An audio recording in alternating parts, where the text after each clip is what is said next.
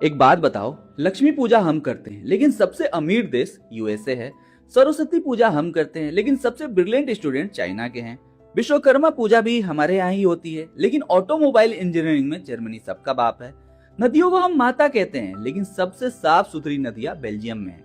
पूजने में तो हम नंबर 1 है लेकिन रिजल्ट्स के मामले में हम हमेशा लाइन के पीछे खड़े रहते हैं। अगर पूजा से ही सब मिलता तो सबसे अमीर, सबसे पावरफुल और सबसे डेवलप्ड नेशन हम ही होते, है कि नहीं? दिक्कत पता है क्या है? हम काम नहीं करते, हम सिर्फ पूजा करते हैं। किसी भी देश में इतना अंधविश्वास नहीं है जितना हमारे यहाँ है। हमने राम को पूजा, कृष्ण को पूजा, लेकिन उनसे सीखा कुछ नहीं। राम आए हमें मर्यादा और स्ट्रेटजी सिखाने, कृष्ण आए हमें डिप्लोमेसी और कर्म सिखाने, लेकिन हमने क्या किया? उनकी मूर्ति बना के मंदिर में बिठा दिया। कृष्ण ने सिखाया कि कर्म ही पूजा है, लेकिन हमने क्या सीखा? पूजा ही कर्म है। भाई, रामायण और महाभारत लेसन्स देने के लिए दी गई थी, लेकिन हम क्या करते हैं? मंदिर में रख के आरती उतारते हैं।